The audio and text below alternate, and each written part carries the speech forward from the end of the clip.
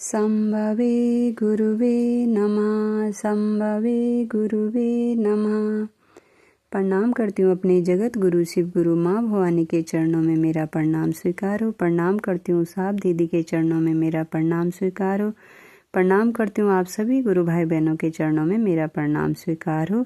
आप सभी का बहुत बहुत धन्यवाद करती हूँ। चैनल को सब्सक्राइब कीजिएगा, वीडियो को लाइक शेयर कीजिएगा और वीडियो पूरा सुनिएगा। आगे सुनते हैं पुस्तक अन्न मिलाकर पेज नंबर 178 से। आपस की बातचीत से यह सुनिश्चित हो गया कि जन सामान्य के बीच जाकर शिव गुरु को बनाने की बात रखी जाए। शिव गुरु की चर्चा कहाँ की जाए, इस पर सहमति आवश्यक थी। सभी ने कई नाम गिनाए। कोई कहता पटना, कोई कहता मध्यपुरा, तो कोई कहता पाटन। कई स्थलों के नाम प्रस्तावित किए गए, लेकिन सहमति नहीं बन पा रही थी। अंततः दीदी नीलम ने प्रस्ताव दिया कि शिव कार्य आरंभ उत्तर दिशा में हुआ है, इसलिए मेरी इच्छा है कि प्रथम शिव गुरु महोत्सव का आयोजन भी उधर ही कहीं हो। अब उत्तर दिशा के सिंहेश्वर धाम, तारापीठ आदि कई नाम आए, जिनमें गढ़बरुआरी के समीप सुपौल जिले के कपिलेश्वर स्थित शमशान का चयन सर्वसम्मति से किया गया। वहीं एक नदी बहती थी, जिसके किनारे महादेव का एक मंदिर भी था। महोत्सव के लिए तिथि भी निर्धारित कर ली गई। साहब को आयोजित कार्यक्रम का पंपलेट तैयार करना था, जिसका वितरण इस इलाके में होना था। अवकाश के क्षणों में पंपलेट तैयार होता है, फिर उसमें संशोधन होता है। इस तरह का पहला प्रयास था। समय करीब आ चुका था। फरवरी 1991 में पटना से ट्रेन द्वारा गढ़बरुआरी पहुंचे। वहां से सड़क के रास्ते लगभग 2-3 किलोमीटर की दूरी तय कर कपिलेश्वर पहुंचते पहुंचते बांस के उस छोटे से जंगल श्रृंगों पर सांझ उतरने लगी थी।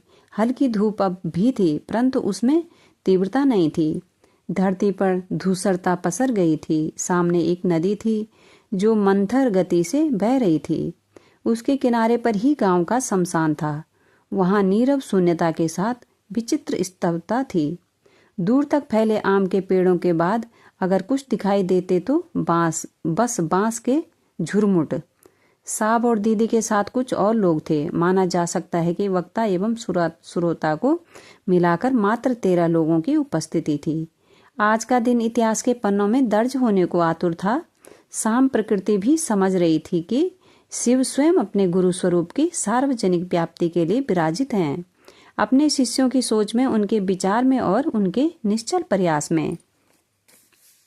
चर्चा की शुरुआत नीलम आनंद द्वारा रचित भजन जागा जागा महादेव से हुई। मानो यह भजन उस शमशान में जली हुई चिताओं के निमित्त नहीं, अपितु हाड़ मांस से सुगठित शरीर वाले मनुष्यों की सुसुप्त चेतना की जागृति हेतु था। मानव चेतना तो स्वानम मध्यन्य का शिकार हो गई है। उसी के वास्तविक स्वरूप को अभिज्ञान के लिए ही थे इसके एक एक शब्द। जैसे कह रही हो, जो आज तुम हो ये वही कल थे, और जो ये आज हैं वो कल तुम होंगे। चेतना का यह शाश्वत सार्वभौम सर्वशक्तिमान स्वरूप सामान्य ज्ञान से परे है। मनुष्य के पार्थिव शरीर को अपना आवास बनाकर यही आत्मा अपना परिचय मैं के रूप में देती है। गुरु कोई भारी शक्ति तो है नहीं, वह हमारे ही अंतर्निहित एक महान शक्ति है, जिसमें अनंत संभावनाएं छिपी है और हम अज्ञानता में इसके अस्तित्व की तलाश में लगे हैं।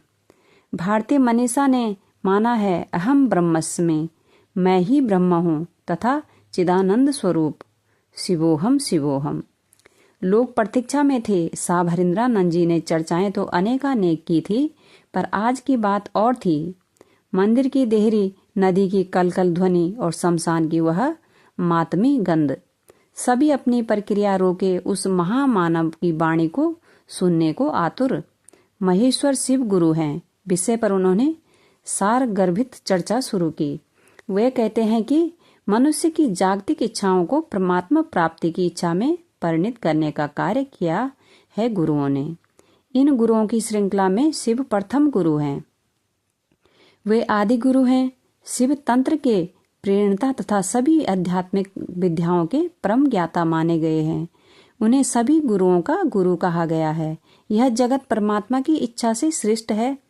मांडुक्योपनिषद का कथन है, इच्छा मात्र प्रभु सृष्टि। उस इच्छा में की इच्छा से प्रारंभ होती है लीलानंद की लीला।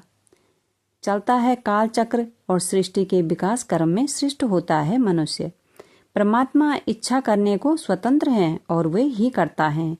इनके साथ आए लोग मंत्र मुग्ध तो थे ही, वहीं कुछ लोग इधर उधर से भी आ गए थे। वे भी इनकी चर्चा सुनने लगे। अपने गुरु सहित साहब दीदी के चरणों में मेरा प्रणाम। आप सभी गुरु भाई बहनों के चरणों में मेरा प्रणाम। सभी को बहुत बहुत धन्यवाद। सभी को बहुत बहुत प्रणाम। आज के लिए इतना ही, इससे आगे कल सुनेंगे।